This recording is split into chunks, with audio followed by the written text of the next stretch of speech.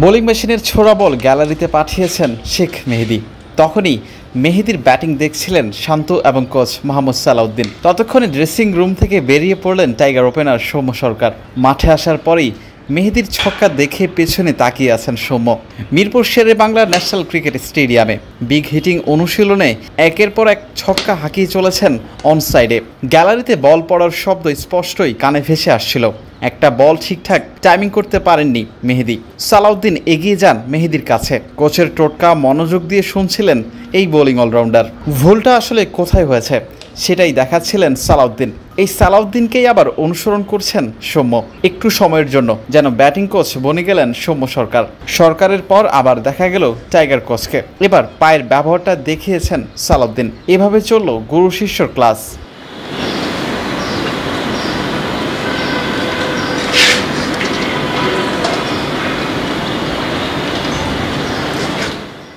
Salauddin মেহেদীর class শেষে এবার দর্শক সারিতে তিনজন।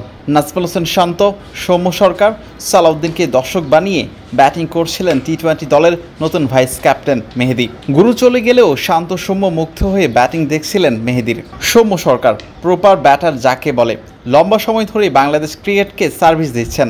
তাই তো মেহেদীর ছোটোখাটো কোনো সমস্যাটা হলেই সেটা বুঝতে পারেন বলে এগিয়ে গিয়েছেন, সহযোগিতার হাত বাড়িয়ে দিয়েছেন। গুরু সালাউদ্দিনের পর টাইগার ওপেনার সৌম্য সরকারের সঙ্গে এবার মেহেদীর ক্লাস চলল লম্বা সময় ধরে।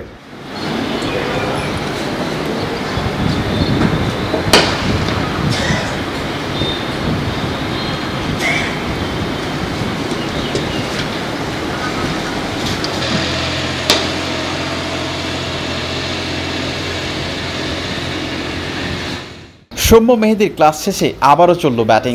এবারও বিগ হিটিং প্র্যাকটিস। মিরপুর মাঠের long on, deep mid wicket কিংবা ডিপ স্কোয়ার লেগ এসব অঞ্চলে ছক্কা হাঁকানোর চেষ্টা করছিলেন মেহেদী। এইভাবেই মেহেদীর প্রস্তুতি চলল অনেকক্ষণ ধরে।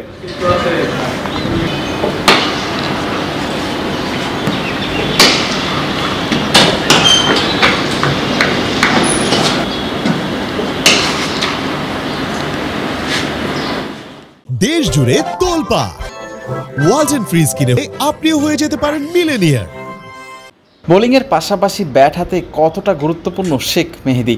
সংযুক্ত আরব আমিরাত সিরিজ সামনে রেখে গণমাধ্যমের সামনে আজ কথা বলেছেন মোহাম্মদ সালাউদ্দিন। তাকে একটা প্রশ্ন করা হয়েছে, দলে প্রপার অলরাউন্ডার বলতে কেউই নেই।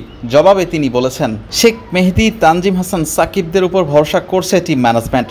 তাদেরকে তৈরি করার চেষ্টা চলছে। মেহেদীর দায়িত্বটা বেড়েছে। ভাইস ক্যাপ্টেন সঙ্গে ব্যাটিং বোলিং সব রোলেই দেখা যাবে। বোলিংয়ের পাশাপাশি ব্যাটিংটা করতে পারেন, তবে প্রপার ব্যাটিং অলরাউন্ডার বলা যাবে কিনা এ পর্যন্ত তার পারফরম্যান্স সেই কথাই বলে। তবে যত দ্রুত একজন প্রপার অলরাউন্ডার হতে পারবেন সেটা দলের জন্য হবে মঙ্গলজনক।